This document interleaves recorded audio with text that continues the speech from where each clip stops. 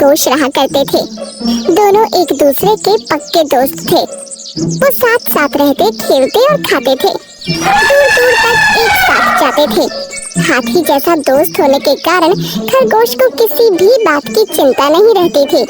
वो बड़े मजे से अपने साथी हाथी पर सवार हो जाता था और बड़ी शान से जहाँ चाहता हंसते गाते हुए चला जाता था। जंगल के सभी जानवर इन दोनों की दोस्ती को देखकर आश्चर्य में पड़ जाते थे। एक सियार इन दोनों से बहुत ईर्ष्या करने लगा था। उसे खरगोश पर बड़ा गुस्सा आता था, लेकिन वो उसका कुछ बिगाड़ नहीं पाता था। वो चाहता था कि इन दोनों में फूट पड़े और खरगोश की जगह वह हाथी का साथी बन जाए। उसने हाथी को उल्टी पट्टी पढ़ाने का विचार बना लिया। हाथी राजा, आप तो विशाल शरीर वाले हैं, शक्तिशाली हैं, बुद्धिमान हैं, फिर भी इस टिड्डी से खरगोश को अपना दोस्त बना लिया। कहाँ राजा भोज, कहाँ गंगू तेली, इसकी आपकी कोई बराबरी नहीं है। सभी जानवर आपका मजाक उड़ाते हैं। यह तो मेरा बहुत पक्का दोस्त है, हमेशा मेरा साथ देता है। साथ देने का क्या फायदा है? ये कोई मदद नहीं कर पाएगा। आपके ऊपर संकट आने पर भाग जाएगा, किसी काम का नहीं है। इसका साथ छोड़ दो, मुझे अपना साथी बना लो। मैं बहुत चतुर चालाक हूँ, किसी भी परिस्थिति में आपके काम आऊंगा। इस तरह से सियार ने अपनी चिकनी चुपड़ी बातों में हाथी को ले लिया और अपनी बस में कर लिया। हाथी के मन में खरगोश के प्रति खटास भर गई थी। उसने सियार की दोस्ती स्वीकार कर ली। सियार वहाँ से चला गया और उसी समय खरगोश चला आया। उसने मुस्कुराकर हाथी को अपनी उपस्थिति का संकेत दिया। हाथी भाई, मैं आ गया। आज तुमने मुझे आवाज नहीं लगाई, फिर भी मैं आ गया। आज पहाड़ी की सैर करेंगे, पहाड़ी फलों का स्वाद लेंगे, बड़ा मजा आएगा। मैं क्या तुम्हारा नौकर हूँ जो तुम्हें सैर कराऊं? जाओ अपना काम करो, मैं कहीं नहीं जाऊंगा। मेरे दोस्त, कैसी बातें कर रहे हो? क्या मुझसे कोई भूल हुई है? अगर कोई बात है तो खुलकर बोलो, मैं अपनी गलती की माफी मांग लूंगा। गलती तुमसे नहीं, मुझसे हुई है जो तुमसे दोस्ती कर ली है। मुझे तुमसे दोस्ती नहीं करनी चाहिए थी। अब चलते नजर आओ। हाथी की बात से खरगोश को बड़ा दुख हुआ और उसने सर झुका लिया। उसी समय सियार लौट आया। चलो दोस्त हाथी, चलो सैर किया जाए। सियार हाथी के ऊपर सवार होकर बैठ गया और हाथी आगे बढ़ गया। खरगोश को बड़ा कष्ट हुआ, लेकिन वो कर भी क्या सकता था। वो समझ चुका था कि सियार ने हाथी की बुद्धि भ्रष्ट कर दी है।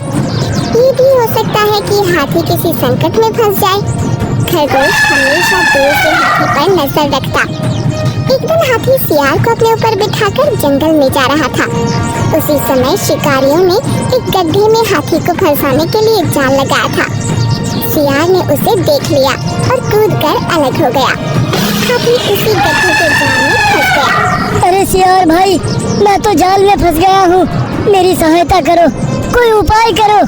हाथी भाई, मैं जाकर आता हूँ, जब तक मैं ना आऊँ मेरा इंतजार करना। इतना कहकर सियार वहाँ से चला गया। खरगोश वहाँ हाजिर हो गया। अपने मित्र की स्थिति देखकर उसे बड़ा दुख हुआ। दूसरे ही क्षण हाथी की हिम्मत बढ़ाई। हाथी भाई, आप चिंता मत करो, मैं आ गया हूँ। इस संकट से निकलने का मैं हर उपाय करूँगा। मैं अभी गया और अभी आया। नन्हा खरगोश दौड़ते हुए हाथियों के दल में पहुँच गया और साथ ही साथ खरगोशों को भी मदद के लिए पुकारा। उसने सभी हाथियों और खरगोशों को अपने दोस्त हाथी की मदद करने को आह्वान किया। सभी हाथी और खरगोश वहां पहुंच गए जहां जाल में हाथी फंसा था। खरगोशों ने अपने नुकीले दांत से जाल को काटना शुरू किया। देखते ही देखते पूरा जाल कट गया। हाथियों ने मदद का हाथ बढ़ाते हुए हाथी को गड्ढे से बाहर निकाल लिया। हाथी अब पूरी तरह स्वतंत्र हो गया था और अपने प्रिय मित्र खरगोश को देखकर अपनी गलती पर पछतावा करने लगा था। वो उसकी तरफ बढ़ गया और क्षमा मांगने लगा। खरगोश, मेरे प्यारे दोस्त, तुम मेरे सच्चे दोस्त हो। आज तुमने सही समय पर मेरी रक्षा की है। मेरी ही बुद्धि भ्रष्ट हो गई थी कि मैंने ही सियार की बात में आकर तुम्हें अपने से दूर कर दिया था। तुमने संकट में मेरी बहुत मदद की और दोस्ती का सही अर्थ मेरी समझ में आ गया। मुझे क्षमा कर दो मित्र। कोई बात नहीं मित्र, दोस्त ही दोस्त के काम आते हैं। इस तरह हम अपना फर्ज निभाते हैं। मुझे खुशी है कि मेरा भटका हुआ दोस्त रास्ते पर आ गया और अब हमारी दोस्ती फिर से परवान चढ़ेगी। सच्चा दोस्त वही है जो आवश्यकता पड़ने पर काम में आए। मतलबी दोस्तों पर कभी विश्वास नहीं करना चाहिए, वो तो मौका देखकर रंग बदल लेते हैं। अपनी सच्ची दोस्ती पर विश्वास रखना चाहिए और किसी की बातों में आकर दोस्त पर अविश्वास नहीं दिखाना चाहिए। हाथी ने सभी को धन्यवाद दिया और बड़े ही प्यार से खरगोश को अपने ऊपर बिठा लिया और गाते मुस्कुराते हुए आगे बढ़ने लगे। चालबाज सियार ये दृश्य देखकर समझ गया और वहाँ से भाग गया। गिलहरी का नन्हा सा बच्चा जूरा जब अपनी माँ के पास पहुँचा तो चौंक गया। उसकी माँ अचेत पड़ी थी और पास में ही उसका एक गिलहरी का बच्चा भी बेजान पड़ा था। माँ उठो, तुम्हें क्या हो गया है? मेरा भैया भी सो रहा है, ये तो मेरे साथ रोज खेलता है, आज इसे क्या हो गया है? माँ इसे समझाओ। अरे माँ, तुम तो बहुत जख्मी हो गई हो, ये कैसे हो गया? जूरा अपनी माँ और भाई को जगाने की कोशिश कर रहा था, लेकिन वो दोनों तो हमेशा के लिए सो गए थे। अचानक जूरा की नजर पेड़ पर बैठे हुए एक मोटे उल्लू पर पड़ी तो वो डर के मारे कांपने लगा। उसकी माँ ने ही उसे बताया था कि उल्लू, बिल्ली और सांप उनके बड़े दुश्मनों में से हैं। जूरा अपनी जान बचाने के लिए भागने लगा और उल्लू ने उसका पीछा किया। उल्लू ने जूरा पर अपना पंजा मारा, लेकिन जूरा गिरते गिरते संभल गया। उल्लू दोबारा जब उसे मारने चला तो उसके सर के ऊपर किसी की लंबी चोंच गड़ गई। वो अपने आप को बचाने लगा और जूरा वहाँ से जान बचाकर भाग गया।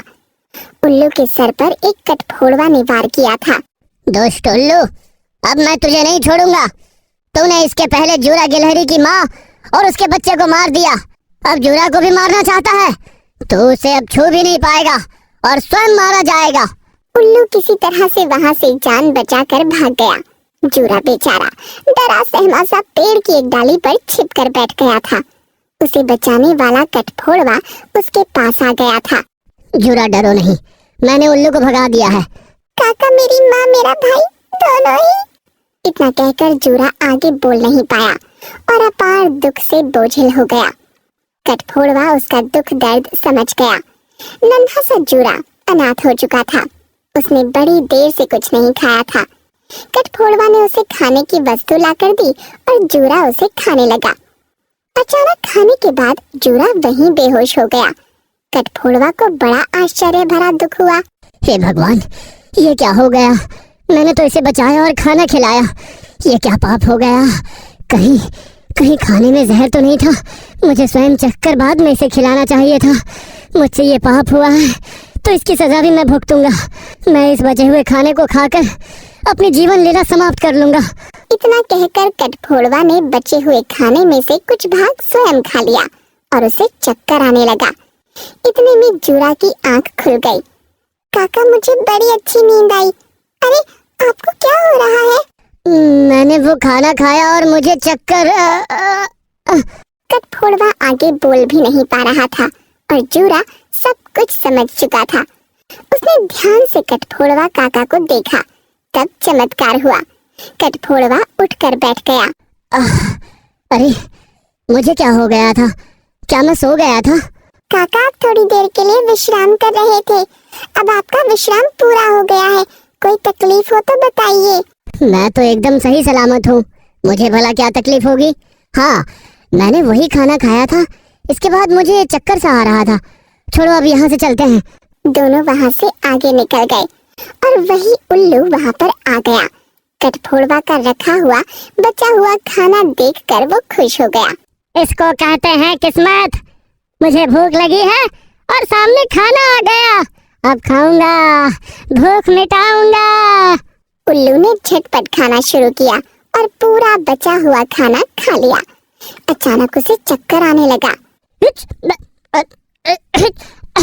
ये क्या हो रहा है? मेरा सर नाचा जा रहा है।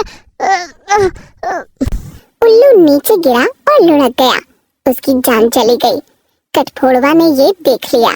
जूरा, ये क्या? हम तीनों ने वही खाना खाया लेकिन हम दोनों बच गए और उल्लू ऊपर चला गया। ऐसा क्यों?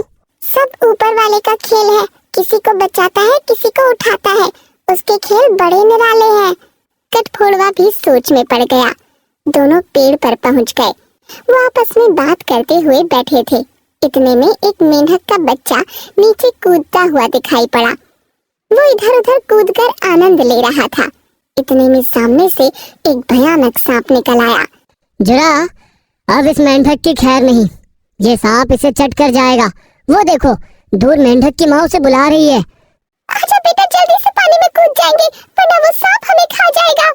काका मैं सोच रहा हूँ उस सांप की अब खैर नहीं है, एक बच्चे को मारना चाहता है। सांप का कुछ नहीं बिगड़ेगा, वो तो मेंढक का दुश्मन है। काका अब देखिए क्या हो रहा है, सांप मेंढक के बच्चे को खाने जा रहा है। ध्यान से देखिए। ध्यान से ही देख रहा हूँ बेटा। अब मेंढक की माँ कब तक खैर मनाएगी? जूरा ने आकाश की ओर देखा और फिर बड़े ध्यान से मेंढक के बच्चे को देखने लगा। सांप जैसे ही मेंढक के बच्चे के पास पहुंचा, बच्चा कूदा और नीचे आकर नेवला बन गया। हैं? अरे ये कैसे हो गया? जैसे जादू हो गया। अभी तो वो मेंढक का बच्चा था, नेवला कैसे बन गया? मेंढक का बच्चा जैसे ही नेवला बना, बड़ी तेजी से सांप के ऊपर टूट पड़ा। सांप डर कर भागने लगा। मेंढक के बच्चे की माँ भी हैरान परेशान हो गई। ये क्या हो रहा है? मेरी समझ में कुछ नहीं आ रहा है। मेरा बेटा कहाँ गया? सांप भाग गया और नेवला फिर से मेंढक का बच्चा बन गया। माँ मैं यहाँ हूँ। देख लिया काका, ऊपर वाले का खेल कितना निराला है। समझ रहा हूँ बेटा, तुम बड़े खिलाड़ी हो, गजब के जादूगर हो। तुम्हारे रहते कुछ भी हो सकता है। जूरा और कठफोड़वा दोनों हंसने लगे। मेंढक का बच्चा उनके सामने खुशी से कूदने लगा।